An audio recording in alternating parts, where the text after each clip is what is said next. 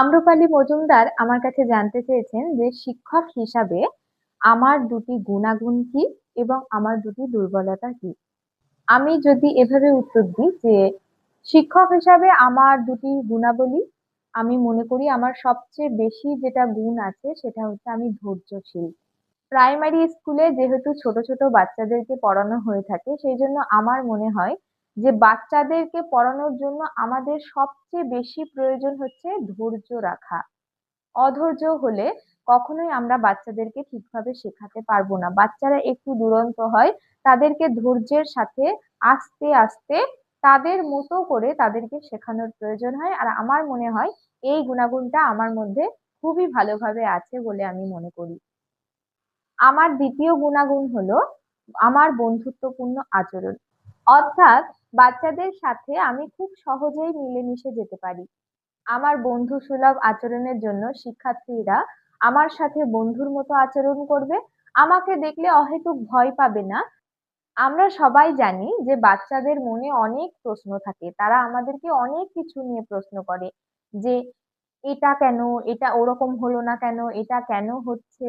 তো আমার মনে হয় যে বাচ্চারা যদি আমাকে ভয় পায়, তাদের মনের ভেতরে যে জানার আকাঙ্ক্ষাটা আছে, যে প্রশ্নগুলো আছে, তারা আমাকে সেটা করতে পারবে না। আমি যদি তাদের সাথে বন্ধুর মতো আচরণ করি, বন্ধুর মতো মিশি, তারাও আমার সাথে বন্ধুর মতো মিশবে এবং তারা তাদের মনের ভেতরে যে প্রশ্নগুলো আছে সেগুলো আমাকে করতে পারবে। তো আমি মনে করি শিক্ষক হিসাবে এই দুটো গুণাগুণ আমার মধ্যে খুব ভালোভাবে আছে। আমি মনে করি আমার দুর্বলতা হলো বাচ্চাদের প্রতি কঠোর মনোভাব আনতে পারি না, তাদের সাথে কঠোর ব্যবহার আমি করতে পারি না।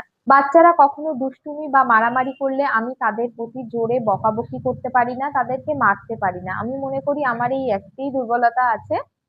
তবে এটাকে আমি ঠিক দুর্বলতা হিসাবে দেখি না, কারণ বাচ্চাদেরকে বকাঝকা বা মারলে আমি যেটা বুঝি যে ওরা সেই জিনিসটা থেকে শিক্ষা পায় না, তারা সেটা আবার রিপিট করে।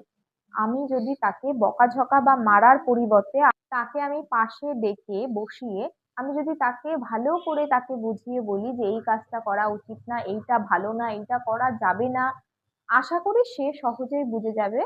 তো আমার মনে হয় বকাঝকার পরিবর্তে বুঝিয়ে বলাটা হচ্ছে সবচেয়ে ভালো গুণাগুণ। আমার এই দুর্বলতাটিকে আমি আমার গুণাগুণের মধ্যেই ভেবে থাকি। আমার ভেতরে আর কোনো দুর্বলতা আছে বলে আমি মনে করি না। যদি ভবিষ্যতে শিক্ষক হিসাবে আমার মধ্যে কোনো দুর্বলতা আসে, তাহলে সেই দুর্বলতাটিকে আমি ওভারকাম করে আমি সেই দুর্বলতাটিকে গুণাগুণ হিসাবে পরিবর্তন করব এবং আমি সেটাকে আমার স্ট্রেংথ হিসাবে বাচ্চাদের সাথে বাচ্চাদের মধ্যে কাজে লাগানোর চেষ্টা করব। আমার ভিডিওটি কেমন